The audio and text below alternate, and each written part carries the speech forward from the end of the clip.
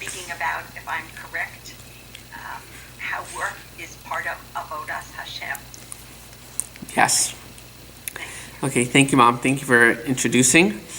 I'd like to welcome everyone who's here. I'd like to welcome my mom, who's in Connecticut. I see in the upstairs bedroom with my grandma. Baruch Hashem, I got to see my grandma yesterday. I'd like to thank my dad for coming in here in person. And I'd like to thank all of our regulars. And I'd like to thank my chaver, Mordechai Elephant. Baruch Hashem, I got to see him at Swilly Wittke's Chasana on Sunday in Atlantic Beach, New York. And it's a privilege that Mordechai decided to join before he goes to Shav Brachas tonight. I'd also like to welcome Benaya, from who I know from Young Israel Sharon. Benaya is listening in between putting his kids to bed, so thank you for joining.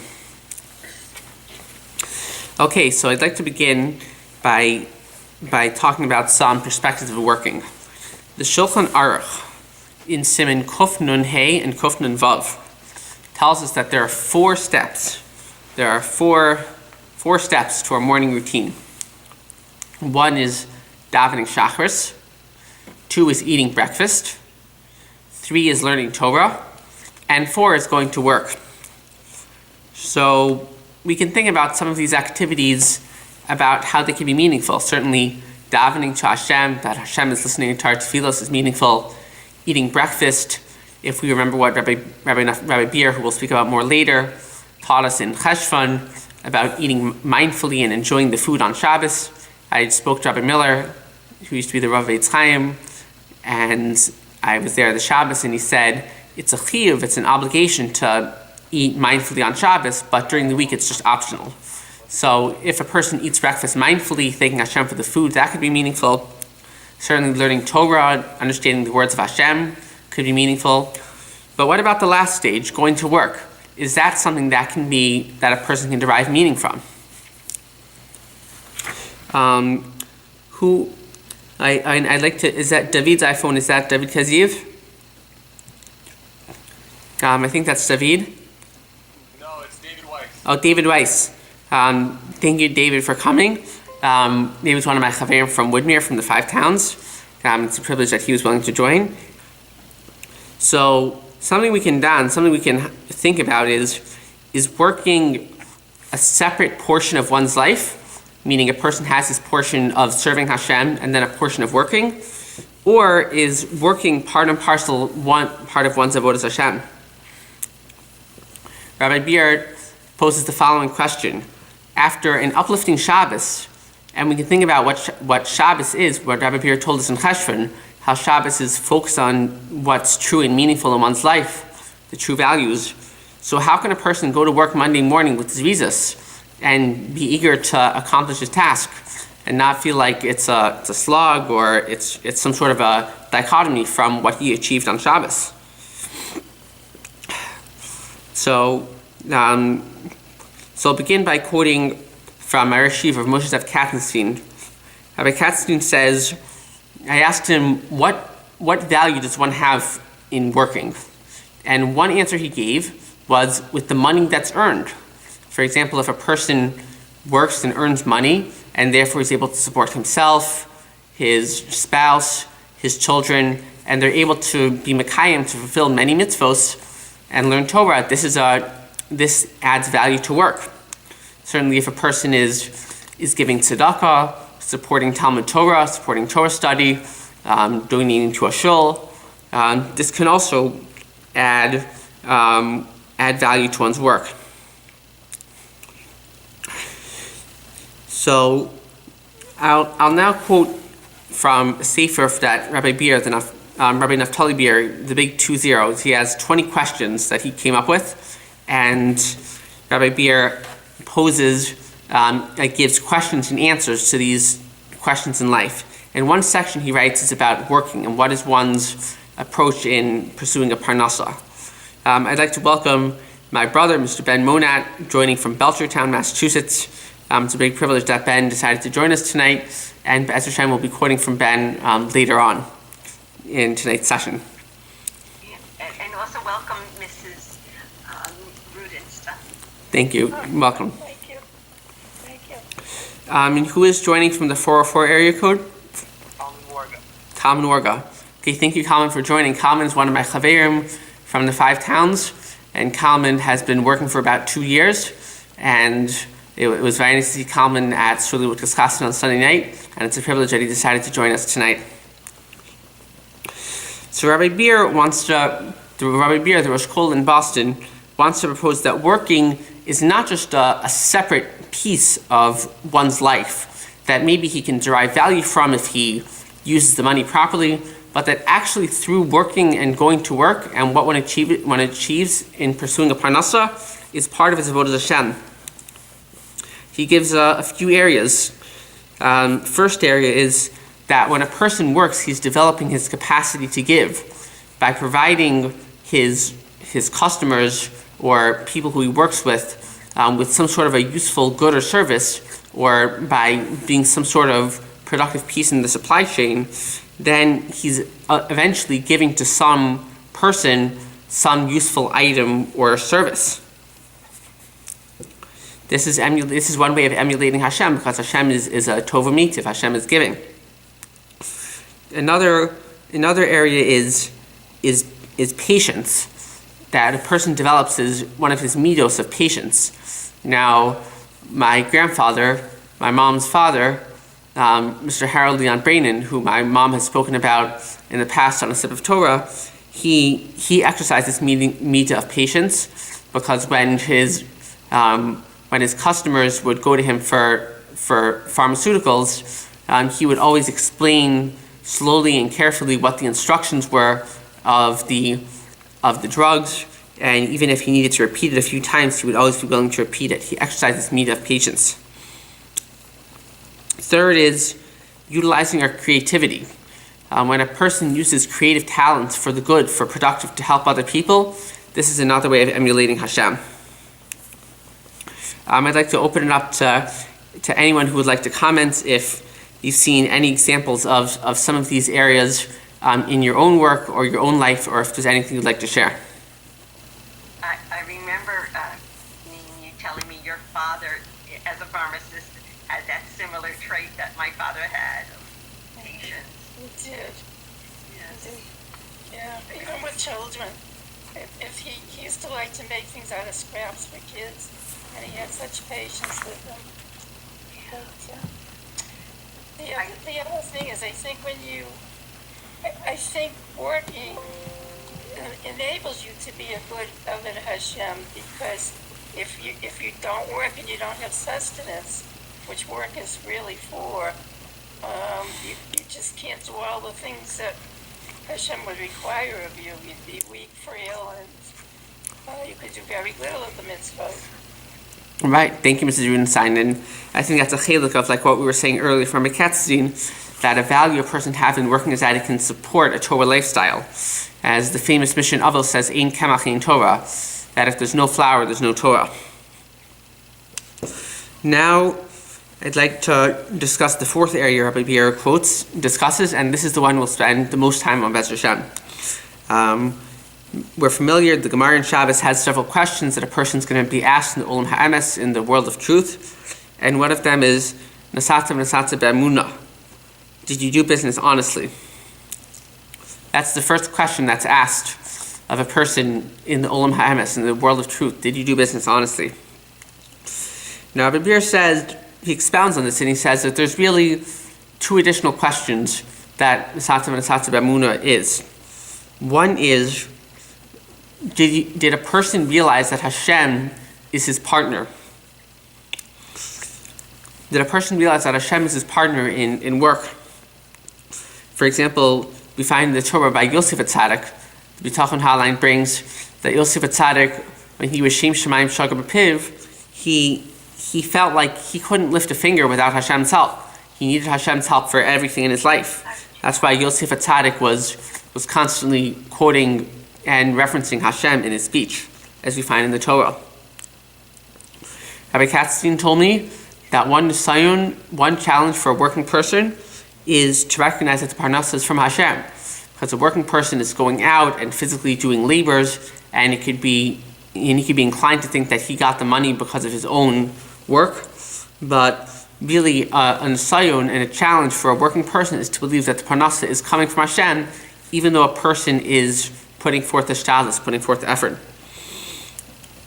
Certainly in the 8th bracha of Shmona Esrei, when we say Baruch Aleinu, the bracha of parnasa is an excellent time for a person who's working, or any person, but certainly a person who has this added challenge of going out for his own bread and earning it, to still ingrain himself that it's Baruch Ata Hashem Mevarach Hashanim, that Hashem is the one who gives parnasa.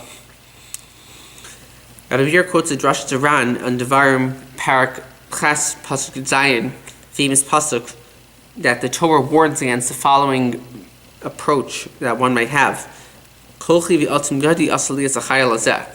that my strength and my power and the strength of my hands got me this wealth, and how important it is to avoid this mentality, thinking that a person's own strength got it for him, rather to believe that Hashem is the one who is ultimately delivering the parnasa.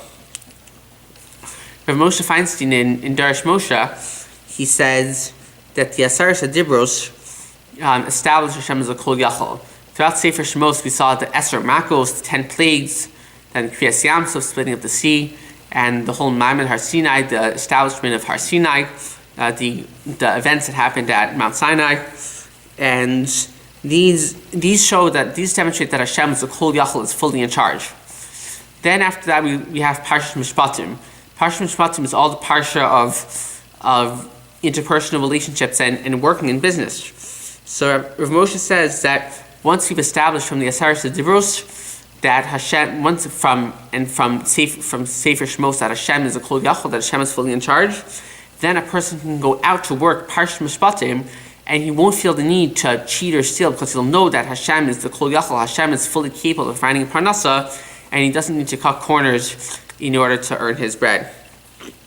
Now, the second question Rabbi Beer says that is part of Nasatim and Satim B'Emunah, did you do business honestly, is, did you emulate Hashem? Does a person emulate Hashem's meat of emes? We're familiar, we say in davening, Hashem Elokechem emes, Hashem your God is truth. And did we emulate Hashem in this way? Rabbi Beer has a shtel by Gaiva and a Nava. So Adam Harishon, Rabbi Beer says his issue was that he had Gaiva, he had arrogance. So therefore the tikkun, the fixing for Adam Harishon was B'zeh Sepecha Toch Halechem, another famous pasuk, by the sweat of your brow will you eat bread. Rabbi Beer says that when a person works honestly and he puts forth his effort, this is, even though you might think that working and achieving is a siba for gaiva, for arrogance, Rabbi Beer actually says it's a siba for anava, for humility. So therefore Adam Harishon needed to go out and work and earn a parnasa, and therefore he would be zocha, he would get the meat of anava, the meat of humility. I'd like to talk about the interplay between being Adam L'makom and Adam L'chaveiro. I'll quote from one of my Rebbeim from Or Sameach, Rabbi Naftali Reich. He wrote a Dvar Torah recently, and he contrasts Parshas Yisro versus Parshas Mishpatim and Parshas Truma. So he says Parshas Mishpatim, Parshas Yisro, where we received the 10 Commandments, and we had Maimon Har Sinai. That was like the marriage between us and Hashem. That was where all the potential was developed. Then Parshas Mishpatim, where we have being Adam L'chaveiro, and how we're being told to be careful with our friends' money in so many areas, when like not causing damage with animals, with pits, treatment of slaves, treatment of maidservants. So that's putting all of the potential that we had in our marriage to Hashem into reality when we're careful with other people's money. And he tells it true also Parshas Truma, when we're makbid, be careful to build the Mishkan according to all the specifications. That's putting in the Bein Adam L'makom, the between man and Hashem aspect very clearly, and bringing that to fruition.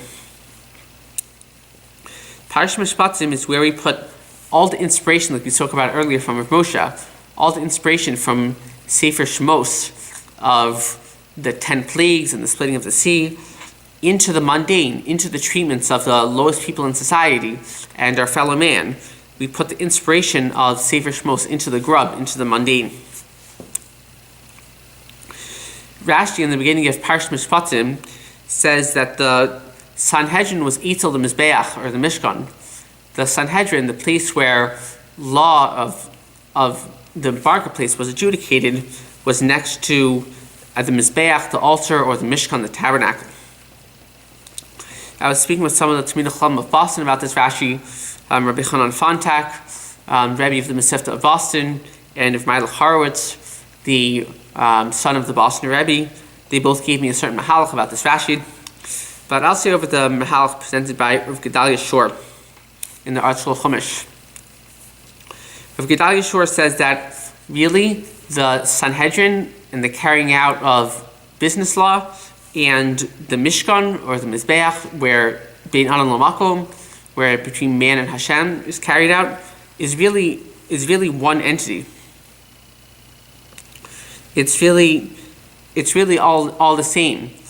That and the kedusha, just like the kedusha, the holiness of the Mishkan and the Mizbeach is present, so too there's kedusha, there's holiness in the marketplace. How is that kedusha manifest? By keeping the halachos, by making sure not to damage other people, and being careful with other people's money. I saw in the Mashgiach of Shlomo Volba's Sefer, Rabbi Katzkin's Rebbe, in Shirei Chumash, he says the same yisod.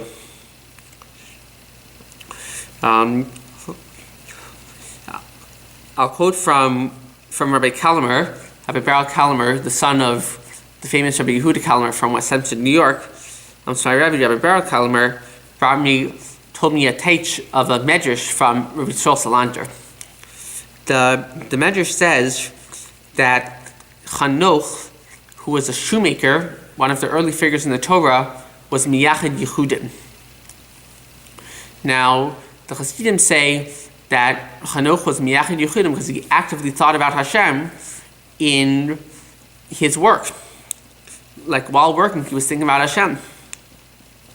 And it could be there's some room for this in the literature farm, because in Nefesh HaChaim, Shar Aleph, Usches, the Chaim Volozhin, he seems to say that maybe a person should do something similar to this. But Rabbi Yisrael has a different mahalach. Rabbi Yisrael says that how was Chanoch Miyachid Yechudim? He was Miyachid Yechudim because as a shoemaker, he made every stitch tight. Since Chanoch was making shoes and he made sure to make every stitch tight, that's the way that he was making Hashem's name one. And I had this reminder when I was cutting my dad's hair last week to cut the hair evenly, make sure to cut all the hair and not cut off any ears.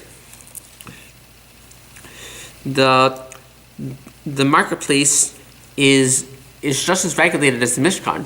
Just like the Mishkan had very specific rules of how it was to be built, so too the marketplace and business halacha has very specific rules. Talmidim spend years learning Chosh and Mishpan and Seder Nezikin, all of business law. Rabbi Gerkel, the Rav Stoughton, quoted me Chazal who say, "Ein hashchina shover ela b'dal ramos shalacha," that the Shechina, the divine presence, is only found within the prisms of when Jewish laws being kept. And I was speaking today with one of my Rebbeim from Muncie, Rabbi Daniel Feig, and he quoted me a similar memory from Brachos Daf Ches, Miyom Shachar Beis HaMikdash, from the day that the Beis HaMikdash was destroyed. Ein lo Kadosh Baruch Hu ba'olamo, Hashem didn't have in his world ela arba amos shel halacha, except the four handbreadths of halacha. So this is a very similar statement that says that Hashem is found where halacha is being kept. So we can see from here that when we are working and we're keeping the halachos and we're being careful with other people's money, then we're bringing ourselves into the Dalet Amos Shel Halacha, the prism of halacha, and we're being zocha, being merited to Hashem's presence. Rav Moshe Feinstein in Igris Moshe, Yoredei Chilek Dalid, Simon Laman Zayin, Osir Chesh. He says that any person who's working, it's important that he should familiarize himself with basic areas of business halacha. Therefore, he'll be able to ask shilas when they come up. He doesn't need to be a baki and expert in every detail, like every detail of ribis or genev gzela, stealing, but he should be familiar enough to know and be able to ask shilas and be able to ask questions when they come up. Do we have any comments about this segment so far? I think, Yoni, when I heard the rabbi's story about the shoes, it said also, it might have been a different rabbi, a similar story, but with every single stitch that he did, he felt joy for that particular stitch, because in the end he knew that his work was going to protect from danger somebody's feet, and he knew he was serving as Avodas Hashem, and the conclusion was that every mundane thing that you do, you should find joy in it, because if you're cooking or washing a dish, you are providing sustenance for somebody's life. Thank you, Mrs. Rudin. Do you have more to say? I just want to say that was a beautiful train of thought. Thank you. Thank you. What you speak about reminds me of there was a certain family member we had that worked for a car rental, and he had to leave pretty soon because what he found was that the owner wanted him to raise the rate when he thought that the customer had more money, or would say, oh, such and such a car level isn't available, only this higher level is available. When the lower level was really available. So that it's so important to be honest with the customer, and you're in a pickle if your boss is telling you not to be, but that's when you probably have to leave your job. Thank you. And thank you, Mrs. Rudenstein, for your comment. That's definitely a topic that we'll speak about is that when one is giving someone else a good or service that is useful and productive for them, then that's emulating Hashem, and that's, as you said, is a cause for joy. Rachel, is that you from the 347? Yeah. Okay, Shkayach, thank you. Rav Mechel Jacobowitz, my chaver from the Five Towns, who Baruch Hashem I was zocheh to see on Sunday night, is joining us. Rav Mechel is on his way to Shir to help him train him to become a Rebbe. So Be'ez Hashem, Rav Mechel will be able to use some of these approaches that we'll speak about in his future career of being the Yasser Talmidim. Thank you. Shkayach. So Rabbi Beer points out that on the topic of respecting other people's money, that there are potentially so many ways that a person could cheat his employer, his coworkers, or customers. One way is by overcharging. A person could potentially say that more time was spent on a project than actually was, therefore making the customer pay more money. Another is using time on the clock for personal uses, whether that's private phone calls, or online shopping, or social media. Another is using, this is like a very small example, but it could be true. If the company has postage stamps and a worker would take those stamps and use them for personal use, this could be stealing. Now, I'd like to point out that in halacha, there's a big difference between different types of workers. One type of worker is a poel. A poel is someone who works for the hour. Now, in the times of the Gemara, the bosses were very makbid. They were very particular that a worker would work 60 minutes on the hour, and therefore they weren't allowed to stand up for Tumin Chachamim, and other very small uses of time were not allowed. But nowadays, the poskim say that employers are not as makbid, they're not as particular, and people are allowed to, a poel is allowed to work, to use certain small amounts of time here and there for personal uses. Then there's a kablon. A kablon is someone who makes his own hours and works for the job. So certainly he's allowed to take breaks whenever he wants. And then there's a third, like kind of a hybrid, someone who's required to work a certain number of hours per day, but can choose those hours. So he also has more flexibility on making his time. But it is true that if someone is on the clock, it's appropriate that he should be devoting, in general, the time for work. The Mesil Shasharim says that if a product is deficient or is old or worn out, and the seller does some sort of external fixes or makes the item look beautiful, then this is considered stealing. From the Gemara in Baf Metzia Daf Samach and Beis.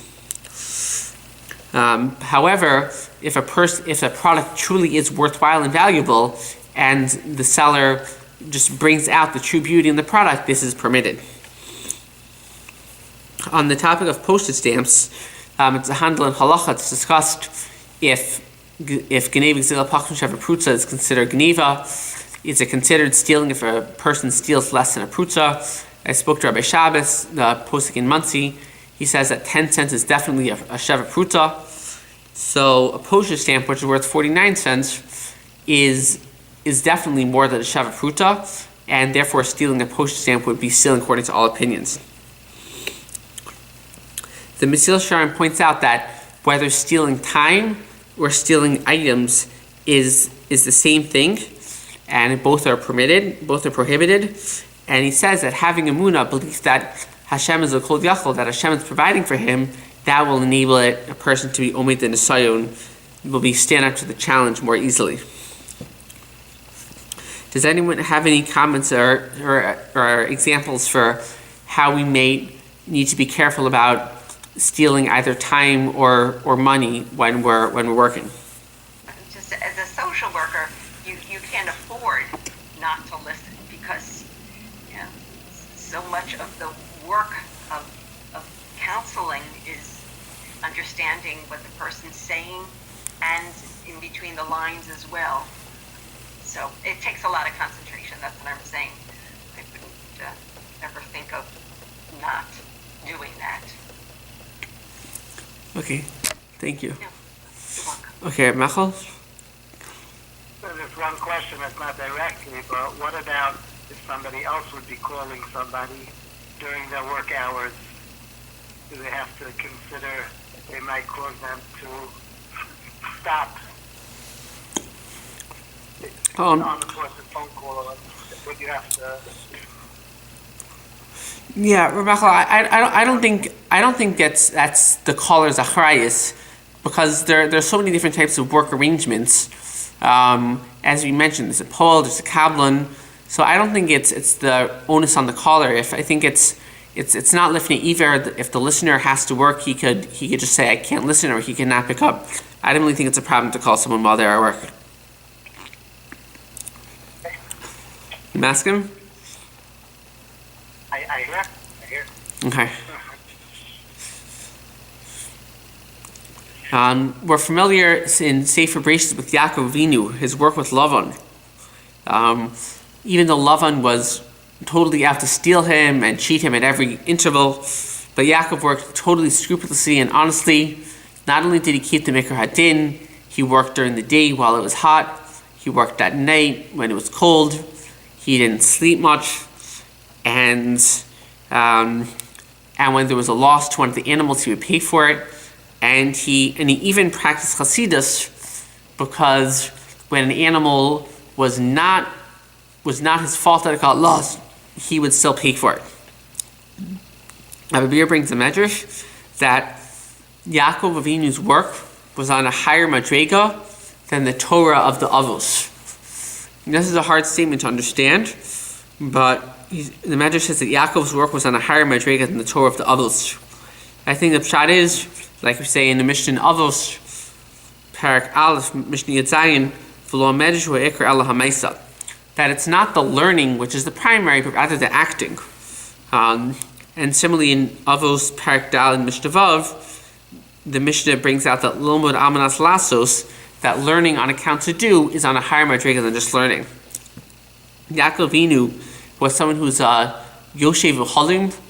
He dwelled in the tents. He was Amal Torah, And he, like Rabbi Katzin speaks about all the time, he allowed it to be mashpia on his work.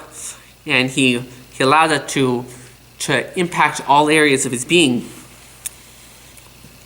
And therefore, he took his learning from Medrash and he brought it onto Maisa, and he worked very honestly for Lavan. Rabbi Beer says that a person, it's incumbent on a person to be ehrlich and to be honest, even if the company is not, even if they are deceivers. Marishiv from Muncie, Ram Braun, told me over from the Chazon Ish, a teach in the Gemara in Brachos, Daf Samach Gimel and Aleph. The Gemara is handling what is a pasuk that Gufei Torah is totally on, that the body of Torah is dependent on. And the Gemara brings the pasuk, B'chol derechachas da'ehu, that in all of your ways you should know him, know Hashem. And the Chazon Ish says that Gufei Torah means all areas of Torah that one is not actively learning in front of a sefer, but he's working, shopping, interacting with other people. That's where B'chol derechachas da'ehu, to know Hashem in all of your ways, is manifest. Rabbi Katzin quoted the Rav, the German Kehillah, Rabbi Boyer, that just like we have Glat Kosher, where there's no shaila with the lungs, so too we should have Glat Yosher, that a person should act in business when there's no shailas, there's no question of any impropriety to what he's doing. Certainly that's a midas lasidus. The Mikra Din is just that whatever a person does, as long as he knows that it's not wrong, he can do it. But Rabbi Boyer is calling people to employ midas lasidus, and even if there's even a small chance of impropriety, a person should not do it. And Rabbi Katzin quotes from Rav Hirsch, his great-great-great-grandfather, Shem Shmuel Hirsch, who says that a Yid who's working has the opportunity to make a Kiddush Hashem to both Yidden and Goyim, Jews and non-Jews, through his ehrlichkeit, through his honesty. This is the way a person can make a Kiddush Hashem. Do we have any comments about this segment? I think, sometimes in business, especially in offices, people think it's okay to take a paper clip or an elastic. I don't know where that falls into it, but to me it seems like stealing, because over time little bits add up too. That's true. I mean, I'm sure it depends on the arrangement, because it could be that an employer is not going to be makbid, it's not going to be particular about small losses. The example I brought about a postage stamp was in a situation of a work environment that it's understood that the boss does not, or the company does not want the employees to take even small items. But if they would be allowed, then certainly the company has the right to not be makbid and to allow small items to be taken from the company. Colin, do you have any? I'm sorry, Mom? No, I was just thinking about a local jewelry store. It always used to have a bowl of candy, and the customer would take as much as you want. But I'm sure that was part of the budget. Right. I mean, that's also a business tactic. And the Mesil Sharm talks about whether such an approach is appropriate. Better the jeweler than the dentist offering the candy. Kalman, do you have any examples from any of what we've spoken about from your work? I mean, all the general principles apply, especially with like spending time on other things. Like there's plenty of examples in work.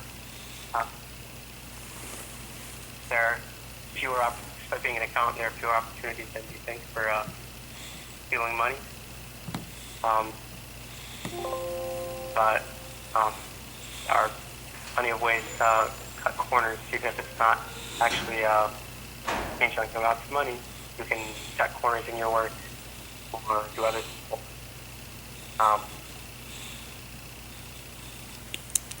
People do things the way you're supposed to be doing them, which is also not what you're being paid to do. Yeah. Okay, thank you, Calvin. Now we'll return to a topic we spoke about earlier, which is how a person can develop in his Bein Adam L'Chaver of interpersonal relationships through working. Abir gives a few examples. First off is, like I spoke about earlier, listening carefully to customers' concerns. If the customers have some sort of question, to be able to listen actively and really trying to want to help them out. 2 is doing the best you can to work them out helpfully. Doing the best one can to work with them in a helpful manner. My brother, Ben, he told me that if a person is a customer service worker, and for example, if a customer says, do you have a blue item, and the store doesn't have, so the worker should not just say, no, we don't have a blue item. They should say, we don't have blue, but we do have green. Or alternatively, we don't have blue now, but it will be shipped in next week. We can have it shipped to your home. So in this way, a person, it's not just smart business practice, but he's trying to help another person. He's emulating Hashem by doing the best he can to work with them helpfully and try to help them out and achieve what they want to achieve. And 3 is speaking to them with respect and patience. By speaking to them respectfully and with patience, this is also emulating Hashem. And those of us who remember Rabbi Miller, may remember sometimes people would speak with him, and at least I would find it to be annoying the way people would speak with him about certain topics, but he would always have respect and patience for all people who spoke with him. Rabbi Meir says, Nasata b'emuna. Another way of saying this question is, who are we when no one is looking? Who are we when no one is looking? This is the question we're going to be asked in the Olam Ha'emes, in the world of truth.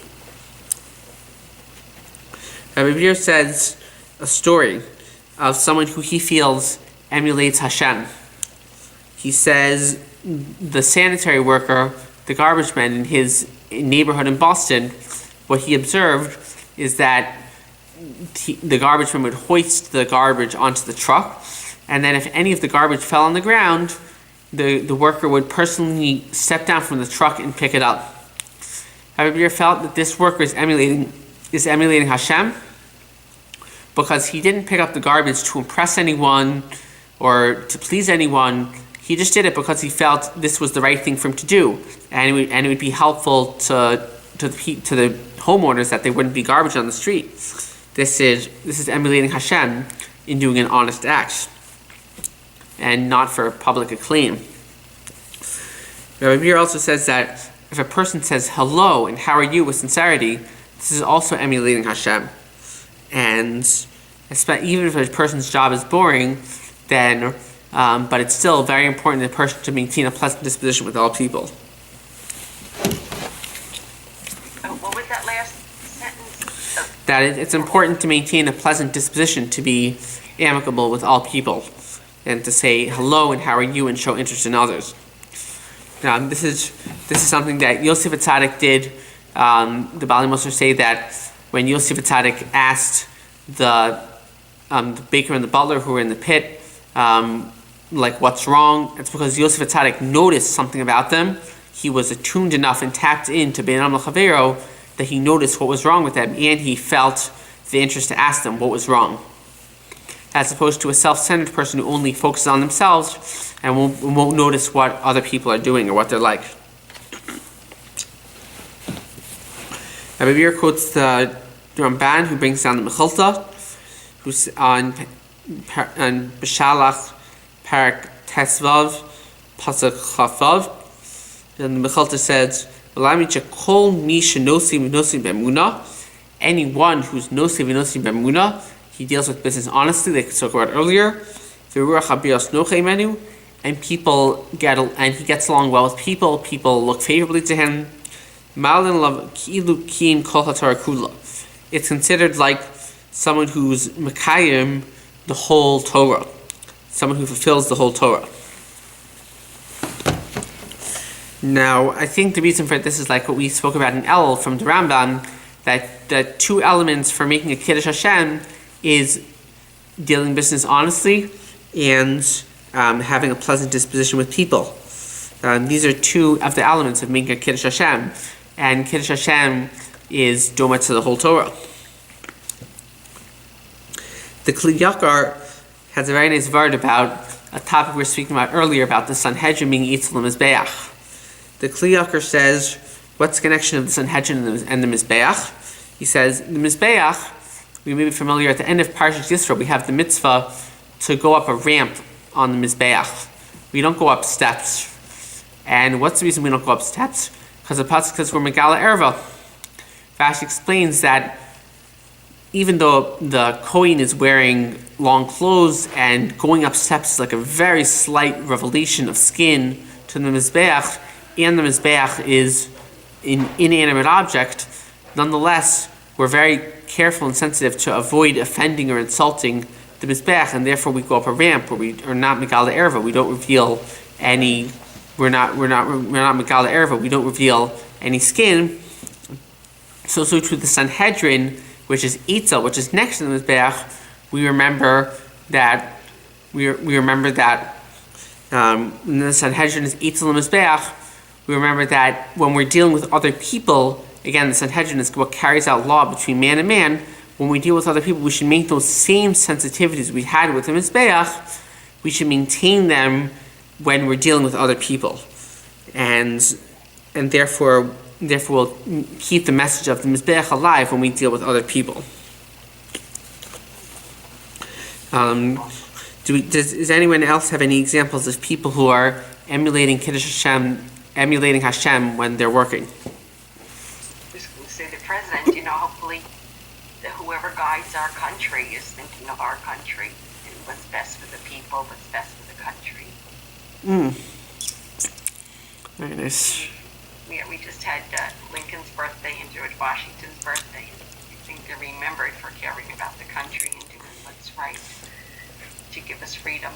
Yeah, I mean, George Washington, famous story that he just wanted to be a private citizen and be retired on his ranch. But he felt achrayus and he felt responsibility to the nation who was calling upon him, and therefore he took the presidency. Nice. Yeah. Well, that's true with Menachem Mendel Schneerson, the seventh Rebbe. He just wanted to be a private person also. And after his father-in-law died in 1950, who had been the sixth Rebbe, so many people, like from all the congregants and all over the world, asked him to take on the role because he had married the sixth Rebbe's daughter. He didn't want it, but I guess on the first year anniversary of the father-in-law's death, he did accept it finally. And, yeah, I mean, Chabad rabbis don't retire; they're there for life. It's their congregation. I had this chus of learning the Maral with Rabbi Yaakov Lubyanka from the Five Towns on Avos Parak Dalid, Parak Beis, Mishnah Beis, about Torah Im Derech Eretz. The Maral says that working is a tikkun haguf, is a fix for the body. This is a different mahalach, a different approach to Rabbi Bira. Rabbi Bira has been advocating that a person is working on his midos and developing his neshama when he's at work. The Maral says that when a person's working, he's doing tikkun haguf. He's fixing his body. And Rabbi Yaakov Lubyanka, he was telling me that when a person is working on himself, he's not only working on areas of weakness, but he's also working on developing areas of strength. Rabbi Miller, who used to be the Rav in Sharon, last time I visited Baltimore, 2 times ago really, now about 2 years ago, he taught me the pasuk from Eov, Parakeh, pasuk Vav, Adam la'amal yulad, that a person was born to do work. Rabbi Katzstein told me that this is what the Maral meant, that a person is, by working, he's bringing his body into a productive state. And if a person doesn't work and he's just idle, then his body becomes counterproductive. When I visited Rabbi Miller at Baruch Hashem this past Shabbos, we were discussing the Mishnah in Ksubis, Daf Nun Testament Beis, which states, Batal Mevi Ali Shimam, which is usually translated as being that idleness brings into craziness. That if a person's idle, he'll go crazy. Rabbi Miller was telling me that it's not necessarily true that if a person is in overall state of idleness that he's going to go crazy right away. But Rabbi Miller did tell me that if a person is in overall state of physical and mental idleness, where he's not being productive, then over time he will have long-term negative mental health ramifications. For example, he said this exact example that lo aleinu, a person could bring upon himself early Alzheimer's if he's in a total state of batala and idleness. On the contrary, if a person is active and he's mentally and physically sharp and he's doing his best to stay in the game as much as he can, then that'll be a shmir for him that he'll be physically and mentally well in the future. I'll close with the following summary. Rabbi Katzstein on Devarim, Parak Lamed Gimel, Pasuk Yud Ches, the pasuk says, "Smach Zevulun b'teisacha v'yisachar bo'alecha." That Zevulun, who's supporting his Sachar in learning, Zevulun, when he's going out to do his selling, he'll have the same degree of simcha, Rabbi Katzin says. He'll have the same degree of simcha as his Sachar when he learns Torah. And this is because Zevulun is working l'shem Torah, for the sake of Torah. Will bring him the same simcha as his Sachar's learning. So let's analyze with the various approaches for how to bring out simcha.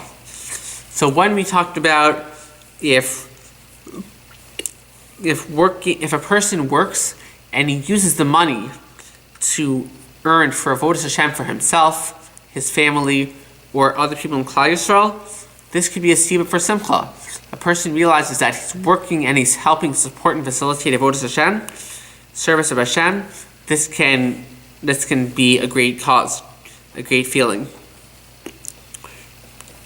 If a person develops himself while at work, when he's living with Hashem, having bitachon, believing that Hashem is with him and that Hashem is supporting the parnasa, if a person acts with honesty and avoids stealing time or money from other people, and a person develops himself with interpersonal relationships, so knowing that a person is working on his neshama and developing himself as an Eved Hashem, this could also be a ksiba for simcha, a cause for simcha.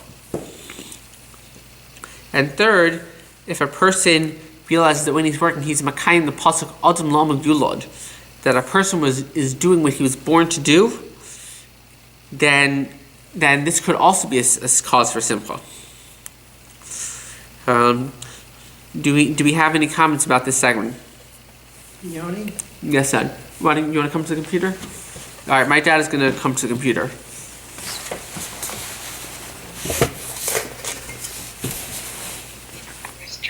Hi, everybody. So I don't think work is optional. I mean, you only talk about all the aspects to work, but when I think of the line, 6 days shall you do all your labor, I read that as being, that's a commandment, if I'm correct about that, and not working is not an option. And when you do work, the way you satisfy any mitzvah you do with good faith and all the other requirements that go with that. Yoni? Yes, thank you. I like that. Okay, thank you, Dad, for the comment. I once asked Binyamin Shulman from Muncie about pshat in this pasuk Sheishis Yamim Tavod, and he told me that it actually is a reshus. It means that if a person chooses to perform labors during the 6 days, then he has the right to do so. He has the opportunity to do so. But it's not required for a person to do melachos during the 6 days of the week. But certainly, fulfilling any mitzvah with honesty is a very important aspect. I mean, certainly we can't bring any absolute rules. We're not Nevi'im, and we don't know exactly why Hashem does certain things with certain people, but we can draw klolim and general principles. I've heard many people say that, my family knows one person who used to live on our street who retired and died shortly thereafter. And some people say that it's because some people upon retirement don't have as much stimulation or purpose of life as when they were younger. Moshe Rabbeinu, he was full of vigor even when he was 120 years old. And I think a reason for that is because he had a purpose of life and he felt that he had an important role to help the Klal Yisrael.